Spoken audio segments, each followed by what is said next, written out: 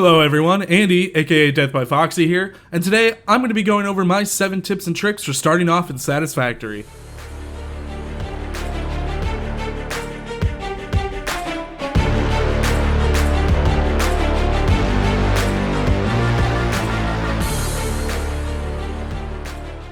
First, loading into your new world in Satisfactory, there can be a lot to take in.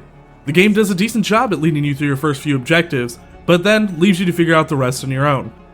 In this video, I'm going to give you some advice I wish I had starting off on my first Satisfactory adventure. Number 1. Starting location. Your starting location is the first thing you should consider. Going straight to the nearest iron source may not be the best choice. Find an open area with 3+ iron sources and at least 1 limestone and 1 copper vein. This will allow you to make one centralized base for all your early game needs without having to pull resources from far away. My personal favorite starting area for this map is usually located fairly close to the drop pod, and can be easily found by looking for the large cliff shown here, and the large rock with poison surrounding it here. There are exactly 3 iron sources, 2 limestone sources, one here, and another here, and a copper source just up the hill.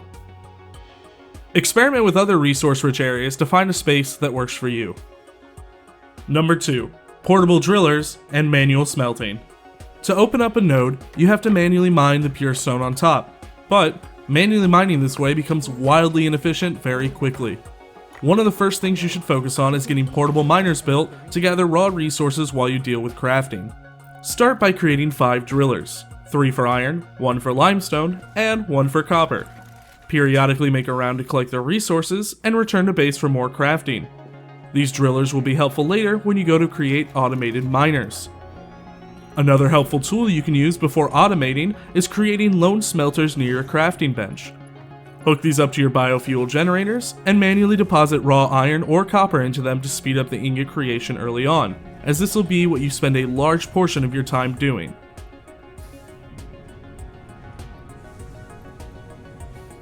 Number 3. Biofuel automation. One of the biggest struggles early game is energy consumption.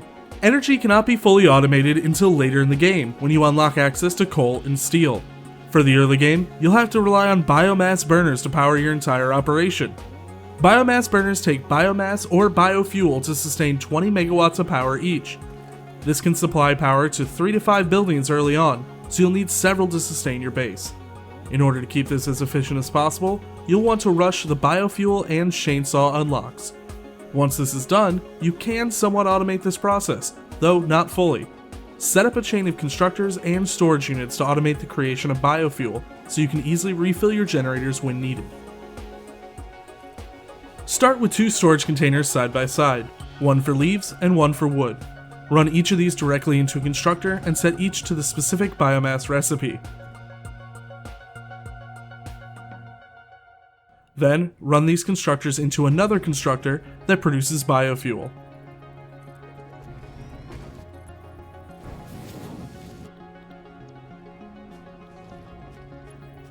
Use a line merger to run both of these into one last storage container. Now, all you have to do is take out the chainsaw and farm leaves and wood and dump them into the appropriate storage container. The line will do the rest. You can increase the efficiency of this line by adding more constructors and line splitters, but I have found that this setup is efficient enough to keep you going until you can automate power. Number 4. MAM research.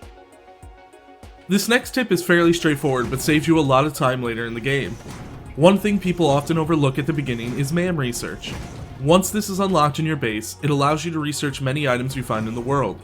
Make sure to regularly check this and research any items you have when possible. This will unlock new research paths and milestones for you that can be very beneficial, such as power slugs into power shards. Number 5. Early automation. Now that you have access to some of the tier 1 and 2 milestones and an efficient energy source up and running, you can start to automate some of your basic items. To start, you'll want to focus on producing iron rods, iron plates, screws, concrete, wire, and cable. These are the basic building blocks of the early game, and having access to an automated stream of each will make the game progress much faster. You will start to automate more complex items like reinforced iron plates later on. If you started in an area with 3 iron, 1 to 2 limestone, and 1 copper like suggested earlier, you'll have more than enough raw resources to make a fair amount of each of these very quickly. But you'll want to make sure you are using each node as efficiently as possible, which leads us to our next tip. Number 6. Doing the math. This is probably the single most important tip to remember, as it'll remain vital throughout your entire game. Always do the math. Satisfactory does a great job at giving you access to all the stats you need to create the most efficient factory you can. Let's start off with your copper source as an example. The first machine in your automation line will be the miner. Entering the miner's menu will show you how much raw ore it will mine per minute. This is affected by the miner's level and the purity of the resource node. In this case, I have an MK1 miner on a normal copper node, so it will produce 60 copper per minute. Next, you will run this miner into smelters. Before starting your line, create one smelter and enter its settings to see how much raw ore it needs per minute to work at 100% capacity. By entering the settings and selecting copper ingot, we can see that it requires 30 ore per minute and produces 30 ingots per minute. This will be different for every item in the game, so make sure to check this before building. With this information, we know that our 60 copper per minute miner can support 2 smelters at 100% efficiency, so we will create a splitter to split the feed into both. Next, we do the same thing for the constructor. Going into the constructor settings and selecting wire, we see that it requires 15 copper ingots per minute to create 45 wire per minute. This means with our smelters producing 30 ingots per minute, we can support 4 wire constructors totaling in 180 wire per minute.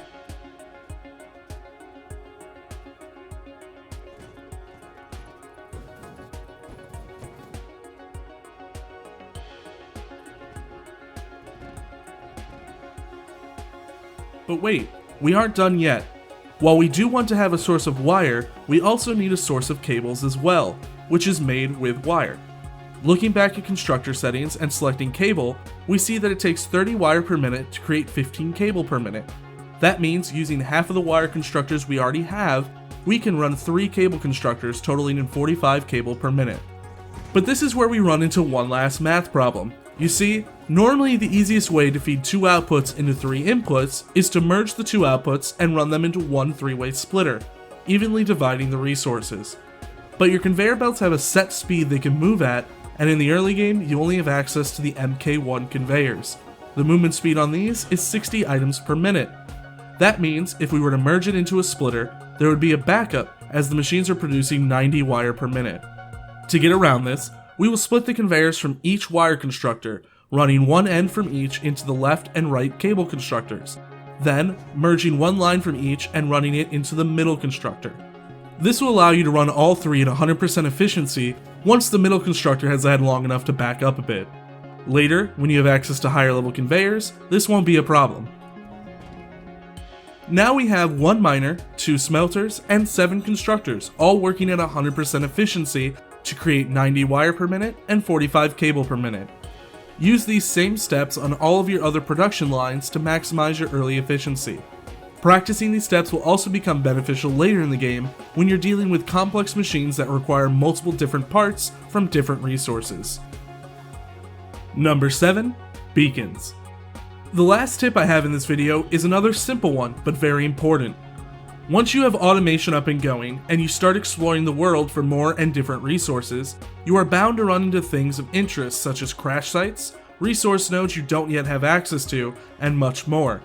Create a large stack of beacons to take with you wherever you go, so you can mark these locations for further investigation later. This will save you a lot of time when you go to look for that crash site that required an item you couldn't make at the time, or getting rare slugs that required a jetpack to get to. And that's it for our Satisfactory beginners tips and tricks. If you want to see more videos like this for Satisfactory or any other game, make sure to comment down below.